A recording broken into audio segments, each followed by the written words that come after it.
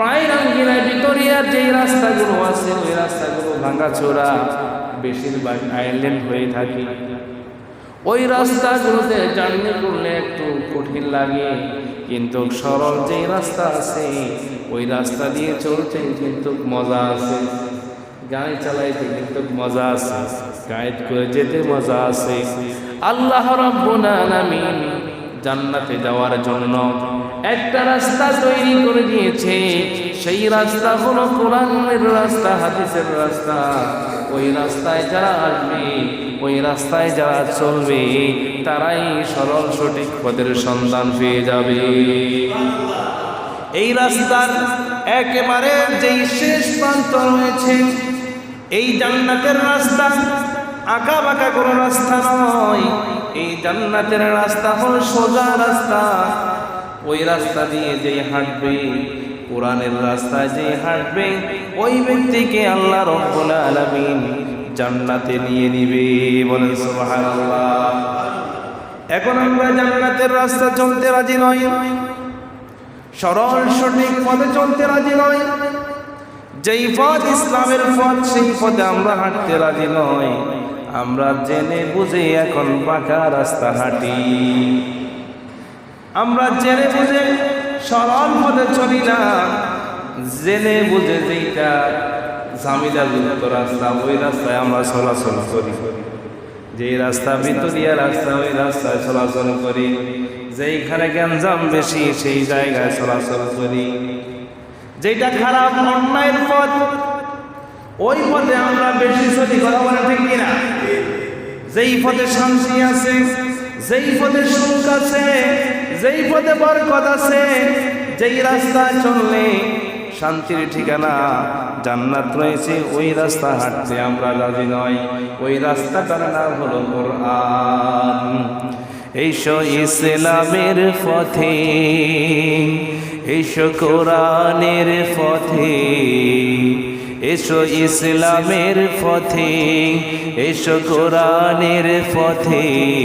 ও বন্ধু হেলা করিস না, ইসলাম ছাড়া জীবন তোর চলতে পারে না। ইসলাম ছাড়া জীবন তোর চলতে পারে না। যে পথে শান্তি আছে, মুক্তি পাবি আখিরাতে, সে পথে আল্লাহ তাআলার রাজি ও খুশি আছে। ও বন্ধু আল্লাহ তোর পক্ষে, তোর নেই তো ভাবনা।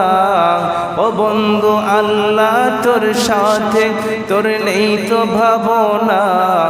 জান্নাত তোর হবে বন্ধু আসলে ঠিকানা। জান্নাত তোর হবে বন্ধু আসল ঠিকানা। এসো ইসলামের পথে, এসো কোরআনের পথে। ও বন্ধু দেরি করিস না, কোরআন ছাড়া জীবন তোর চলতে পারে না। কথা বলেন ঠিক কিনা? কোরআন ছাড়া আপনার আমার জীবন কি চলবে? কোরআন ছাড়া অন্য কিতাব অনুযায়ী যদি আপনি আমি চলেন, জান্নাতে কি যাওয়া যাবে? যাবে না। জান্নাতে যেতে হলে কোরআন মানতে হবে। কি কোরআনের জান্নাতে যেতে হলে কোরআনের একটা মানবো আরেকটা মানবো না, এইরকম কি হবে? তাহলে কি জান্নাত পাওয়া যাবে? যাবে না। তাহলে প্রিয় হাজিরিন, আমরা আল্লাহর কাছে সরল সঠিক প্রদর্শনের জন্য আমরা সর্বসময় দোয়া করে থাকি। তাহলে ওই রব্বুল আলামিন বলেন, ওই রাস্তাটা কেমন রাস্তা, ওই রাস্তাটা কেমন পথ? আল্লাহ তাআলা সূরা ফাতিহার 6 নম্বর আয়াতে আল্লাহ রব্বুল আলামিন বলে দিয়েছেন, সিরাতাল লাযিনা আন'আমতা আলাইহিম। তাদের পথে যাদের প্রতি আপনি অনুগ্রহ করেছেন, যাদেরকে আপনি নিয়ামত দান করেছেন, তাদের পথে আপনি আমাদেরকে পরিচালিত করুন। যাদেরকে আল্লাহ রাব্বুল আলামিন যোগে যোগে নিয়ামত দান করেছেন, তাদের পথে আপনাকে আমাকে চলতে হবে। যেমন ভাবে আল্লাহ রাব্বুল আলামিন নিয়ামত দান করেছেন, এই পৃথিবীতে যত নবী ও রাসূল আগমন করেছে প্রত্যেক নবী ও রাসূলকে আল্লাহ রাব্বুল আলামিন নিয়ামত দান করেছেন। কাদেরকে? যত নবী ও রাসূল এই পৃথিবীতে আগমন করেছে তাদেরকে নিয়ামত হিসাবে এক নম্বরে আল্লাহ রাব্বুল আলামিন আসমানি কিতাব দান করেছে। আমাদেরকে নিয়ামত হিসাবে আল্লাহ রাব্বুল আলামিন আল কোরআন দান করেছে। এটা একটা নিয়ামত না? আর আসমানি একটা নিয়ামত কি না? পৃথিবীর সমস্ত গ্রন্থকে, সমস্ত পাঠ্যপুস্তককে যদি একসাথ করানো হয় আল কোরআনের সমতুল্য কি হবে? কেন হবে না? এটা আসমানি কিতাব। এর জন্য পৃথিবীর কোন মানুষের পৃথিবীর কোন মানুষের কিতাব এ আসমানি কিতাবের মতো হবে না। সেই তো আল্লাহ রাব্বুল আলামিন বলেন তাদের পথে নয়, তাদের পথে যাদের প্রতি আপনি অনুগ্রহ দান করেছেন, নিয়ামত দান করেছেন। আল্লাহ তাআলা সমস্ত নবী রাসূলদেরকে নিয়ামত দান করেছেন। নবী রাসূলরা জান্নাতি, তারা জাহান্নামী নয়। তাদের আরেকটা নিয়ামত হলো সমস্ত নবী ও রাসূল জান্নাতি। আল্লাহ তাআলা নবী রাসূলদেরকে নিয়ামত দান করেছেন, সিদ্দিকদেরকে জান্নাত দান করেছেন এবং সলিহানদেরকে জান্নাত দান করেছেন। এবং যারা আল্লাহর রাস্তা সংগ্রাম করে, জিহাদ করে নিজের জান প্রাণ উৎসর্গ করে দিয়েছে, আল্লাহ তাআলা তাদেরকে জান্নাতের নিয়ামত দান করেছে। কথা বলে ঠিক কি না? জান্নাতের নিয়ামত দান করেছে। যেমন আল্লাহ রাব্বুল আলামিন বলেন وَمَن يُطِعِ اللَّهَ وَالرَّسُولَ فَأُولَٰئِكَ مَعَ الَّذِينَ أَنْعَمَ اللَّهُ عَلَيْهِم مِّنَ النَّبِيِّينَ وَالصِّدِّيقِينَ وَالشُّهَدَاءِ وَالصَّالِحِينَ وَحَسُنَ أُولَٰئِكَ رَفِيقًا। আর যে কেউ আল্লাহ রাসূলের আনুগত্য করে, আল্লাহ এবং তার রাসূলের আনুগত্য করে, তারা ওই ব্যক্তিদের সঙ্গী হবেন যাদের প্রতি আল্লাহ অনুগ্রহ করেছেন, যাদেরকে আল্লাহ তাআলা নিয়ামত দান করেছেন। তারা হলো এক নম্বরে নবীগণ, সত্য সাধকগণ, শহীদগণ, সৎ কর্মশীলগণ, এবং এরাই সর্বোত্তম সঙ্গী। এটা আল্লাহর অনুগ্রহ, বলেন সুবহানাল্লাহ। তার মানে যে আল্লাহ এবং রাসূলকে যেই আনুগত্য করবে, যে আল্লাহ এবং তার রাসূলের বিধিবিধান মেনে চলবে, তারা নবীগণের সঙ্গে থাকবে পরকালে, নিয়ামত দিবে আল্লাহ তাআলা তাদেরকে, বলেন না সুবহানাল্লাহ। আল্লাহ এবং তার রাসূলের পথে যারাই থাকবে, নবী রাসূলদেরকে আল্লাহ তাআলা যেই রকম নিয়ামত দিয়েছে, ওই রকম নিয়ামত যারা কোরআন হাদিস মেনে চলবে তাদেরকে সেই নিয়ামত দিবে। তারপর সত্য সাধকগণ, যারা সত্যের উপর অটল ছিল, সত্যবাদী ছিল, যারা সত্যকে ফেলে তারা মিথ্যার আশ্রয় তারা নিত না, যারা সত্যকে জেনে বুঝে উপলব্ধি করত, সত্য কিছু আসার সঙ্গে সঙ্গে কোরআনের সঠিক বাণী তাদের কর্ণপোহরে পৌঁছে যাওয়ার পর তারা খারাপ কাজ ছেড়ে দিত। ধরুন কোরআনে হালাল ব্যবসার কথা আছে, হালাল ব্যবসা করত। কোরআনে আছে আপনার সুদ খাওয়া যাবে না, সেই যখন সুদের আয়াত যখন শুনলো সে সুদ খাওয়া ছেড়ে দিল। এটাই হচ্ছে সত্য পরায়ণ লোক। যেই কোরআন মানবে সে হকের পথে থাকবে, যেই কোরআন মানবে কি পথে থাকবে? হকের পথে থাকবে। এজন্য আল্লাহ রাব্বুল আলামিন বলেন وَقُلْ جَاءَ الْحَقُّ وَزَهَقَ الْبَاطِلُ إِنَّ الْبَاطِلَ كَانَ زَهُوقًا। যখন সত্য আসবে তখন মিথ্যার অধঃপতন হবে, মিথ্যা চিরতরে বিদায় হয়ে যাবে, মিথ্যাকে বাতিল হতেই হবে। বিধানটা কার? সত্য যখন আসবে মিথ্যার পতন হবে, হক যেখানে বাতিল সেখান থেকে আপনার দূরীভূত হয়ে যাবে। কথা বলেন ঠিক কিনা? যেখানে অন্ধকার সেখানে আলোর প্রভাব ঘটবে। কথা বলেন ঠিক কিনা? রাত্র যখন অন্ধকার হয় পরের দিনের সূর্য তত তাড়াতাড়ি উদিত হয়। কথা বলেন ঠিক কিনা? রাতের পরে দিন আসে। কথা বলেন, রাতের পরে কি আসে? দিন আসে। যেখানে জুলুম নির্যাতন অত্যাচার থাকবে ওইখানে অতি তাড়াতাড়ি আল্লাহ তাআলা শান্তির ব্যবস্থা করে দিবে। কথা বলেন ঠিক কিনা? যেটা আমরা কয়েক মাস পূর্বে দেখেছিলাম, জুলুম নির্যাতনের অবসান ঘটিয়ে শান্তির আবাস আমরা পেয়েছি কিনা? কথা বলেন ঠিক কিনা? পরাধীনতার শৃঙ্খল থেকে আমরা মুক্ত হয়েছি। তাহলে আপনার যেখানে অন্যায় অপরাধ থাকবে সেখানে কোরআন হাদিসের সত্য বাণী সেখানে প্রচার করতে হবে, সেখানে কোরআন দিয়ে আপনার সেই জায়গায় সংস্কার করতে হবে। কথা বলেন ঠিক কিনা? কোরআনে যেই বাণী রয়েছে, যেই বিধান রয়েছে, এই বিধান আপনার আমার মেনে চলতে কি কোনো অসুবিধা হয়? দলীয় কোনো অসুবিধা হয়? কথা বলেন, কোরআনটা কি কোনো দলীয়? কোরআনটা কি কোনো রাজনীতির কিতাব? কোন নির্দিষ্ট দলের কিতাব? নির্দিষ্ট দলের কিতাব নয়। কোরআন আল্লাহর কিতাব, কোরআন আপনার আমার কিতাব। কথা বলেন ঠিক কিনা?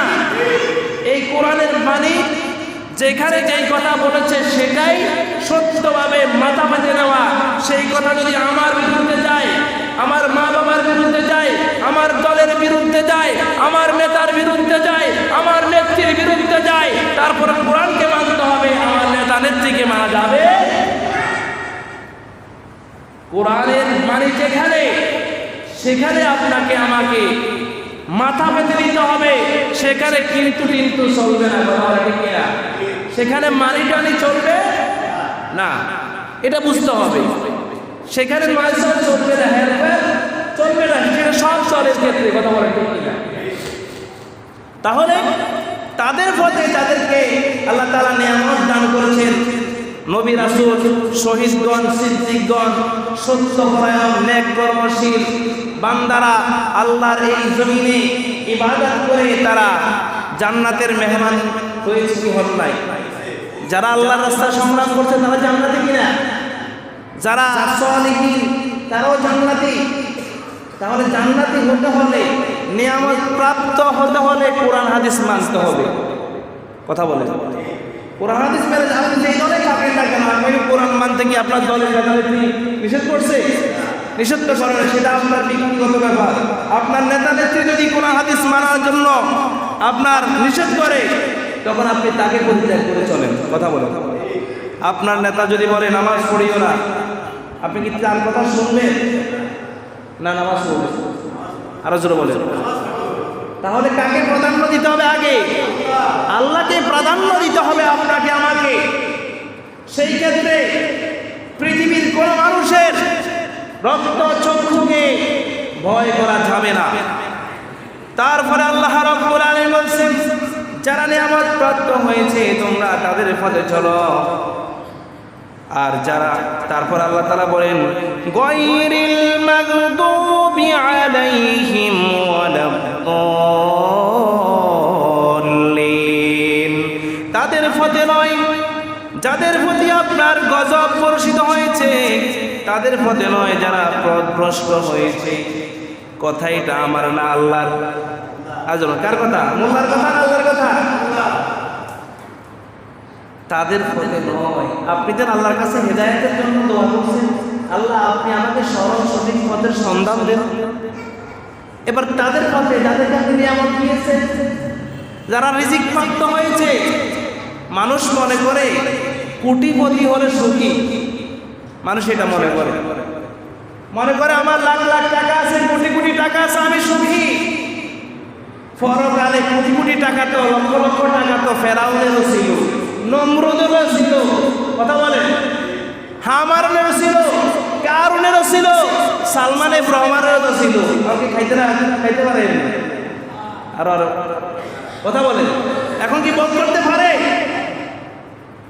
তাহলে এটা নিয়ামত কিছু এখন সাইড দেওয়ালে বন্দি, জনগণের কোটি কোটি টাকা লুটপাট করে যারা খায়, অবৈধভাবে উপার্জন করে, তারা মনে করছে তারা নিয়ামতের সাগরে ডুবে আছে। আর একটা গরিব রিক্সা চালায়, সেই দিনে সারাদিন পরিশ্রম করে রাতে আসে সুন্দরভাবে খানা খায়। কথা বলেন ঠিক কিনা? নিয়ামত শুধু এই দুনিয়ার টাকা পয়সা নিয়ামত নয়। ফেরাউন সম্পদ ভোগ করতে পারে নাই, নমরুদ সম্পদ ভোগ করতে পারে নাই, কারুনের সম্পদ অগণিত সম্পদ ছিল। কারুনের সম্পদ, তার যে সন্দুক ছিল ওই সন্দুকের চাবি বহন করার জন্য ৮-১০টা আপনার উট লাগতো। এই উটের ভিতরে আপনার বস্তা বস্তা চাবি ছিল। তাহলে বস্তা বস্তা যদি চাবি ছিল, তাহলে বলেন তো কতটা সন্দুক, কত হাজার সন্দুক ছিল। কিন্তু ওই কারুনকে আল্লাহ তাআলার সম্পদ সহ এই জমিনে দেবে দিয়েছেন কিনা? আর আসতে বলেন, ফেরাউন রাজত্ব টিকিয়ে রাখার জন্য লক্ষাধিক শিশুকে হত্যা করছে, তারপরেও তার ক্ষমতা কি চিরকাল থেকেছে? এইভাবে নেতানিয়াহু সেই ফিলিস্তিনের মুসলমানদেরকে বোমা মেরে কোটি কোটি টাকা ব্যয় করে ফিলিস্তিনের গাজার মুসলমানদেরকে হত্যা করেছে, 50,000 নারী শিশুকে হত্যা করেছে। আজকে সেই ফিলিস্তিনে দাবানলের আগুন দাউ দাউ করে জ্বলছে কিনা? আর আসতে বলেন, ইন্না বাতশা রাব্বিকা লাশাদীদ, নিশ্চয় আল্লাহর ধরা খুব শক্ত। ফাআলুন লিমা ইউরিদ, আল্লাহ তাআলা যা চান তাই হন। কথা টাকা নেতা নিয়াহু সেই মুসলমান ফিলিস্তিনের মুসলমানদেরকে মারার জন্য কত অত্যাধুনিক যন্ত্রপাতিক বোমা ব্যবহার করছে, কোটি কোটি টাকা, মিলিয়ন মিলিয়ন টাকা ব্যয় করেছে। আজকে সেই ইসরায়েল আপনার জেরুজালেম আজকে জ্বলে যাচ্ছে কিনা? গতকালকের রিপোর্ট, যমুনা টেলিভিশনের রিপোর্ট, প্রায় 24,000 একর দাবানলের আগুনে জ্বলছে গেছে। বাড়ি ঘর বন যেগুলো ছিল একেবারে সব জ্বলে গেছে। 24,000 একর, কি মনে করছেন 20,000 কারি? কত কারি? 20,000 কারি জমি। এখন ঢাকা শহর, গোটা ঢাকা শহরে তো 20,000 কারি জমি। কথা বলেন, পুরো ঢাকা শহর যদি আপনি মানচিত্র আপনি হিসাব করেন, যোগ করেন, ক্যালকুলেশন করেন, 20,000 কারি জমি নাই। আপনার একটা গ্রামে কত কারি জমি হয়? তাহলে ফিলিস্তিনের যারা যতটুকু ক্ষতি করছে, আল্লাহ তাআলা তাদের কাছ থেকে 10 গুণ ক্ষতি করে ফেলছে। তারা এখন ইসরায়েল বাহিনী তাদের আগুন নিয়ন্ত্রণ করার জন্য 13টা রাষ্ট্র থেকে সহযোগিতা চায় আগুন নিবানোর জন্য। ইসরায়েলের সমস্ত ফায়ার সার্ভিস দমকল বাহিনী তারা একসাথ হয়ে গেছে আগুন নিবানোর জন্য। তারপরে এখনো আগুন নিয়ন্ত্রণে আনতে পারছে না, এখনো আগুন দাবানলের আগুনে দাউ দাউ করে জ্বলছে। ফিলিস্তিনের মুসলমানদের আর্তনাদের কারণে, তাদের নারী শিশুদের কান্নার রোনাজোরে আল্লাহ তাআলা আজকে ওই ইসরায়েলদেরকে গোটা শেষ করে দিচ্ছে কিনা? কথা বলেন, আল্লাহর মায়ের এটা বোঝা বড় কঠিন। কথা বলেন, সব সময় আপনার দিন থাকে না, সব সময় আবার সব সময় রাতে থাকে না। রাতের পরে দিনের অবসান ঘটে, জুলুমের পরে সেখানে শান্তির আওয়াজ গড়ে ওঠে। কথা বলেন ঠিক কিনা? আর জালিমের পতন হয়। কথা বলেন ঠিক কিনা? আদারে ভয় পেও না, আদারে ভয় পেও না, আলো আছে আড়ালে, কালো সব পালিয়ে যাবে তুমি উঠে দাঁড়ালে, কালো সব পালিয়ে যাবে তুমি উঠে দাঁড়ালে। মরিচিকা হয় না জানো তোমার পথের নিশানা, কোরআনের আয়াত দেখে চললে পাবে ঠিকানা। মঞ্জিল পাবে তুমি, মঞ্জিল পাবে তুমি, পাহাড় বাঁধা মাড়ালে, কালো সব পালিয়ে যাবে তুমি উঠে দাঁড়ালে। বালুর ওই বাঁধগুলো ছাড়বে এসে যাবে এলে ঢেউ, দাবানল জ্বললে পরে ফু দিয়ে তাই নিবাই কেউ। দাবানল জ্বলে কেউ ফু দিয়ে নিবাইতে পারে? কত বিমান বাহিনী বিমান থেকে পানি মারতেছে, রাসায়নিক অত্যাধুনিক আগুন নির্বাপন, অগ্নি নির্বাপন অনেক কিছু ডালতেছে, এখনো কোনো নিয়ন্ত্রণে আসতে পারতেছে না। এই আগুনটা কার? নারুল্লাহ, এটা আল্লাহর আগুন। আল্লাহর সঙ্গে মোকাবিলা করার পৃথিবীর কোন মানুষের কি কোনো শক্তি আছে? কোনো মানুষের শক্তি নাই। একটা করোনা ভাইরাস দিয়ে গোটা পৃথিবীকে থমকে দিয়েছে কিনা আল্লাহ তাআলা? আরো আসতে বলেন। এক করোনা ভাইরাস দিয়ে গোটা পৃথিবীর মানুষ গৃহবন্দী হয়ে গেছে। মানুষের তাদের পারমাণবিক বোমা কাজ করতেছে না, অ্যাটম বোমা কাজ করতেছে না, অস্ত্র শস্ত্র কাজ করতেছে না। বিনা অস্ত্রে আল্লাহ তাআলা পৃথিবীর সমস্ত মানুষদেরকে গৃহবন্দী করে রাখছে কিনা করোনা ভাইরাস দিয়ে? তাহলে যেই নমরুদ মুসলমানদেরকে নিধন করার জন্য অস্ত্র শস্ত্র ব্যবহার করত, সেই নমরুদ একটা মশা নাক দিয়ে ঢুকে মাথার ভিতরে ঢুকে জুতার পিড়া খেয়ে মরেছে। কথা বলেন ঠিক কিনা? তাহলে এটা আল্লাহর গজব। এটা সূরা ফাতিহার তাফসীর, ব্যাখ্যা বিশ্লেষণ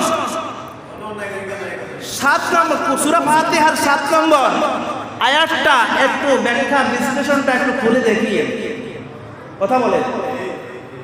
সূরা ফাতিহার শেষে আয়াত রয়েছে গায়রিল মাগদুবি আলাইহিম ওয়ালাদ-দাল্লিন, আছে না নাই?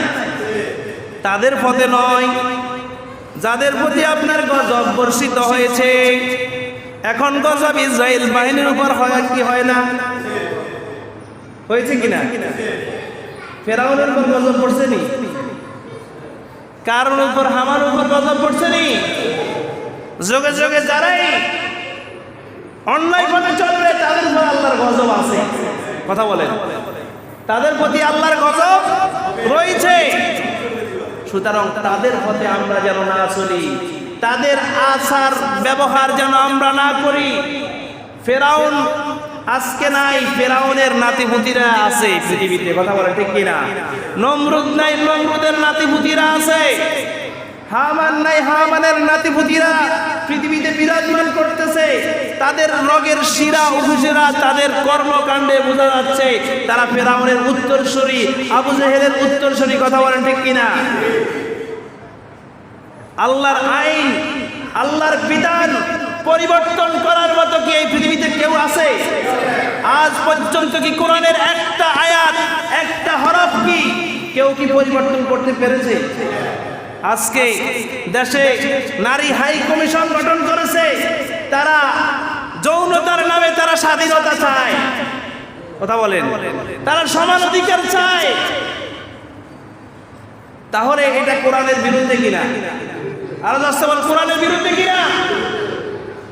গোটা বাংলার মুসলমান যদি নারী হাই কমিশন এর রায় বাস্তবায়ন করা হয়, ডক্টর ইউনূস এই দেশে টিকে থাকতে পারবে না। কথা বলেন ঠিক কিনা? কারণ এটা মুসলমানের দেশ, এটা স্বাধীন বাংলাদেশ। এই দেশে ইসলাম বিরোধী আইন বাস্তবায়ন হবে, এটা কোনো মুসলমান মেনে নিবে না। কথা বলেন ঠিক কিনা?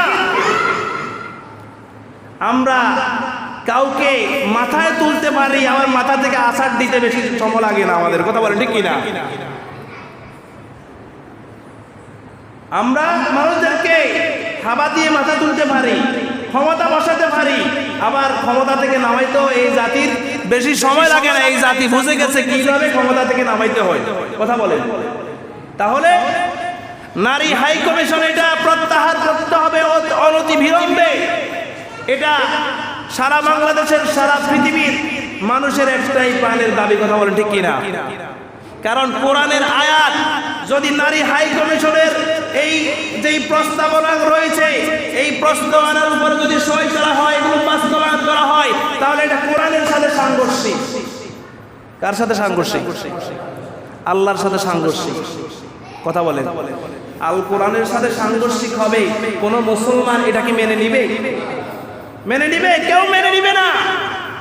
সুতরাং অনতি বিলম্বে এটা প্রত্যাহার করতে হবে।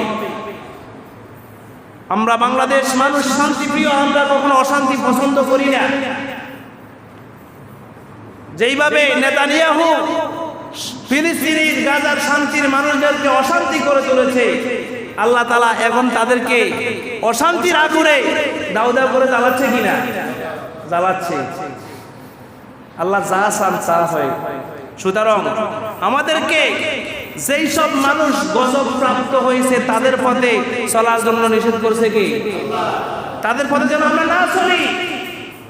আর যাদেরকে নিয়ামত দিয়েছে, সিরাতাল্লাযীনা আনআমতা আলাইহিম, যাদেরকে নিয়ামত দিয়েছে আমাদেরকে সেই পথে চলতে হবে। যেই কাজ করে যারা জান্নাতি হয়েছে, আপনাকে আমাকে সেই পথে চলতে হবে। আর যারা খারাপ কাজ করে, অবৈধ কাজ করে, আল্লাহর গজবে ফেরাউন, কারুন, হামান সহ যারা আল্লাহর গজবে গজবপ্রাপ্ত হয়েছে, তাদের পথ থেকে আমাদেরকে সরে আসতে হবে। কথাটা কার? কোন কোথায় আছে? সূরা ফাতিহার শেষ নম্বর আয়াতে আছে। ফেরাউনকে আল্লাহ তাআলা নিয়ামত দান করেছিল, অসংখ্য ফসলাদি দান করেছিল। মুসা আলাইহিস সালাতু ওয়াস সালাম বলছেন, ফেরাউন তুমি ঈমান আনো, তোমার জমিতে অনেক ফসল আছে, আল্লাহ তাআলা ইচ্ছা করলে তোমার ফসলগুলো ধ্বংস করে দিতে পারে। তোমাকে যে নিয়ামত দান করেছে, তুমি এই নিয়ামতের শুকরিয়া স্বরূপ হিসাবে তুমি ঈমান আনো। ফেরাউন বলছে, অসম্ভব কথা, আমি ঈমান আনতে পারবো না, এই নিয়ামত এটা আমার হাতের কামাই। নাউজুবিল্লাহ বলেন না। আমাদের দেশে দেখবেন জমিতে যখন ফসল বেশি উৎপন্ন হয়, মানুষ আনন্দে আত্মহারা করে, আমি সালমান ভালো করে করছে, এর জন্য ভালো আমার ফসল হয়েছে। কথা বলেন। কিন্তু দেখেন ফেরাউনকে ফসল দেওয়ার পরে ফেরাউন এটা যাকাত দেন নাই, ওসর দেন নাই। ফেরাউন অহংকার করেছে। দান যখন, ফসল যখন পেকেছে, ওই মুহূর্তে আল্লাহ তাআলা এমন একটা তুফান দিয়ে ফেরাউনের সমস্ত ধানগুলোকে, এভাবে গমগুলোকে এভাবে মাটির সঙ্গে মিশাই দিচ্ছে। বলেন না আল্লাহু আকবার। নিয়ামত দিয়েছে, নিয়ামতের শুকরিয়া আদায় করে নাই, ফসলের যাকাত দেন নাই। তার কারণে ফেরাউনের সমস্ত ফসল, সারা দেশে আর কোনো একটা ধানও নাই। এখন কিভাবে খাবে? পুরো দেশের লোক কি খাবে? ফসলে তো নাই, ধানে তো নাই। তাড়াতাড়ি মুসা নবীর কাছে চলে গেছে, মুসা সর্বনাশ, তুমি তোমার প্রভুর কাছে দোয়া করো, আমার ফসল তো সব ধ্বংস হয়ে গেছে। মুসা নবী বলছেন, যদি দোয়া করি, আল্লাহ যদি ভালো করে দেয়, আল্লাহ যদি আমার ফসল যদি ফিরাই দেয়, তাহলে তুমি কি আল্লাহ রাস্তা দিবে? কয় আচ্ছা দিব। যখন দিয়েছে আর দিচ্ছে না। কথা বলে ঠিক কিনা? বলছে ঈমান আনমার, ঈমান আনে নাই। তারপরে আল্লাহ তাআলা ফেরাউনকে এই আযাবের পরে আল্লাহ তাআলা রক্তের আযাব দিয়েছে। কিসের আযাব? রক্তের আযাব। ফেরাউন পানি খেতে যায়, পানিতে রক্ত, গোসল করতে যায়, সেখানে রক্ত, আপনার টয়লেটের বদনার মধ্যে সেখানে রক্ত, যেখানে যায় সেখানে রক্ত। এখন রক্ত কি মানুষ খেতে পারে? রক্তের আযাব দিয়েছে। ফেরাউন তাড়াতাড়ি মুসা নবীর কাছে গেছে, মুসা আমাকে বাঁচাও, এই রক্তের আযাব থেকে যদি আল্লাহ আমাদেরকে মুক্ত করে, তাহলে ঈমান আনবো। কি করব? ঈমান আনবো। কিন্তু তারপরও আল্লাহ তাআলা, মুসা নবী আল্লাহর কাছে দোয়া করছে, রক্তের আযাব দূর করে দিয়েছে। তারপরও ফেরাউন ঈমান আনে নাই। তারপর আল্লাহ তাআলা ব্যাঙের আযাব দিয়েছে। বা ব্যাং দিয়ে আযাব দিয়েছে। সারা দেশে ব্যাং, শুইতে যাইলে ব্যাং, বালিশের তলে ব্যাং, খাইতে যাইলে ব্যাং, পাতিলের ভিতরে ব্যাং, টয়লেটের ভিতরে ব্যাং, কোনো শান্তি নাই। কথা বলেন। তার কম্বলের তলে ব্যাং, যেখানে যায় সেখানে ব্যাং। ব্যাংকের জন্য পাড়া দিতে পারছে না। মুসা নবীর কাছে চলে গেল ফেরাউন, মুসা আমাকে বাঁচাও, বিপদে পড়েছি, এবার শেষবার, শেষ চান্স, এবার যদি তুমি আমাকে আযাব থেকে মুক্ত করতে পারো, আল্লাহ তাআলা, আমি ঈমান আনবো। যখন এই আযাব থেকে, ব্যাঙের আযাব থেকে মুক্ত করলো, অটোমেটিক দেশ থেকে সমস্ত ব্যাঙ সরে গেল, নদীতে খাল বিলে নেমে গেল। ফেরাউন যেই সেই তারপর তুফানের আযাব দিয়েছে। তুফান ঠাডা বৃষ্টি, ঠাডার পর ঠাডা। ফেরাউন তারপরে ঈমান আনছে না। ফেরাউন কানে হাত দিয়ে চলে গেল মুসা নবীর কাছে, মুসা তুমি আমাদেরকে আযাব থেকে বাঁচাও। বাঁচাও না, ঈমান আনো, আরেকবার সুযোগ দাও। মুসা নবী তো দয়া পরায়ণ, মুসলমানরা বেশিরভাগ দয়া পরায়ণ হয়। যেই ফিলিস্তিনিদেরকে ইসরায়েল বাহিনী ধ্বংস করছে, আজকে ওই ফিলিস্তিনের মুসলমানেরা, সারা দুনিয়ার মুসলমানেরা আজকে ইসরায়েলে যেই দাবানলের আগুন জ্বলছে, এর জন্য যেন নিভে যায়, এর জন্য মানুষ দোয়া করতেছে। কথা বলেন, মুসলমানরা কেমন দয়া পরায়ণ, তারপরে তারা বুঝে না। কথা বলেন, জালিমে বুঝে না। জালিমরে ক্ষমা করে দিলে সেই কিছুদিন থেমে থাকে, তারপরে আবার যখন ক্ষমতা আসে আবার জালিমগিরি শুরু করে। কথা বলেন, এরকম লোক আছে না? নাই আছে।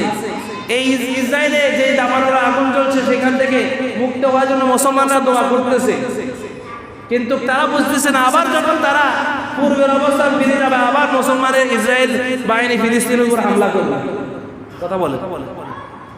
তাহলে দেখেন মুসা নবী কেমন দৃষ্টান্ত দেখিয়েছেন, কত নরম দিল। তারপরও ফেরাউন যখন এত নিয়ামত পাওয়ার পরও ফেরাউন যখন আল্লাহর উপর ঈমান আনে নাই, আল্লাহ তাআলা ফেরাউনকে আপনার সমুদ্রে নীল নদে ডুবাই মারছে কিনা, আর অসর মারছে কিনা। সুতরাং প্রিয় হাজিরিন, এই কথা বলার উদ্দেশ্য হলো আমরা যেই পথে পথভ্রষ্ট, যারা পথভ্রষ্ট হয়েছে, যারা গোমরাহি হয়েছে, যারা খারাপ পথে গেছে, যারা মানুষের উপর জালিমি করে, জুলুম করে, তাদের পথে যেন আমরা না চলি। এই সূরা ফাতিহা আপনাকে আমাকে সেটাই শিক্ষা দিচ্ছে। বলেন না সুবহানাল্লাহ। সুতরাং আমরা কার পথে চলতে হবে? সরল সঠিক পথে চলতে হবে। যারা নিয়ামত প্রাপ্ত হয়েছে, যারা ইবাদত করে জান্নাতি হয়েছে, আমরা তাদের পথে চলতে হবে। অন্যায়, অত্যাচার, জুলুম, নির্যাতন এগুলোর পথে চলা যাবে না। সূরা ফাতিহা আমাদেরকে সেটা শিক্ষা দিয়েছে। কি আমার কথা বুঝতে কি আপনাদের কারোর সমস্যা হয়েছে, অসুবিধা হয়েছে? আপনার দলের বিরুদ্ধে গেছে? এটা আমি সর্বজনীন মানুষদেরকে বলছি, কারণ এটা এই কিতাবটা আমার নয়, এটা আল্লাহ। কোরআনটা আমার নয়, এটা আপনার। এটা কোনো ব্যক্তিগত কোনো দলের কিতাব নয়। কিন্তু আমরা সেই কিতাব মানতে গেলে যখন একটু তার বিরুদ্ধে যায়, হুজুর আইলে চলেন গো, হুজুর ঠিক মতন সোজা হয়ে যান, হুজুর লাইন বেশ কমে যান, কথা বলেন, তাহলে এই পথে আমাদেরকে আসতে হবে। বা এই পথে আসতে হলে কোরআনের বিরুদ্ধে সেখানে গিয়ে কিন্তু চলবে না, দড়ি বসি চলবে না। সেটা আমাদেরকে মাথা পেতে নিতে হবে। মাথা পেতে কোরআন যেটা বলে সেটা আমাদেরকে শুনতে হবে, মানতে হবে। কোরআন অনুযায়ী নিজের জীবনকে সাজাতে হবে, কোরআনের আলোকে নিজের জীবনকে রঙিন করতে হবে। এজন্য আল্লাহ বলেন সিবগাতাল্লাহ, তোমরা আল্লাহর রঙে রঙিন হও। ওমান আহসানু মিনাল্লাহ, রঙের দিক থেকে আর কে বেশি আছে? তার মানে তোমরা কোরআনের যেই দিক নির্দেশনা রয়েছে, ওই দিক নির্দেশনার আলোকে তোমরা মেনে চলো। যেই কোরআনে আপনাকে আমাকে যেই জান্নাতের রাস্তা দেখিয়েছে, ওই পথে তোমাকে চলতে হবে। ওমান আহসানু মিনাল্লাহ, রঙের দিক থেকে আল্লাহর বিধান কে আছে? কোরআনের বিকল্প কি আর অন্য কোনো কিতাব আছে? আরো জোরে বলেন, কোরআনের বিকল্প আর কোনো কিতাব আছে? যেই কিতাবটা মানলে জান্নাতে যাওয়া যাবে, ওইরকম বিকল্প কোনো পদ্ধতি নাই। তাহলে ওয়ানাহনু লাহু আবিদুন, আসো আমরা তার ইবাদত করব। কোরআন পরবর্তী আয়াতের অংশটা হচ্ছে এটি। সুতরাং আসেন প্রিয় ভাইয়েরা, আমরা কোরআন মেনে চলার ক্ষেত্রে আমরা সেখানে দলীয়করণ না করি, নিজের দলকে টেনে না আনি। কথা বলেন, দলের পক্ষে আমরা কোরআন ব্যবহার না করি। আমরা এটা কোরআন সর্বজনীন কিতাব, কোরআনকে আমরা সবাই অ্যাকসেপ্ট করব, গ্রহণ করব, মাথা পেতে নিব, কোরআনকে বুঝবো, কোরআনকে মানব, কোরআনের বিরোধিতা করব না। কোরআনের বিরোধিতা করলে ফেরাউন, নমরুদ, হামান, কারুন যেভাবে অপদস্থ বেইজ্জতি হয়েছে, আপনি আমি যদি সেই রকম তাদেরকে অনুসরণ করি, আপনি আমিও বেইজ্জতি হতে হবে।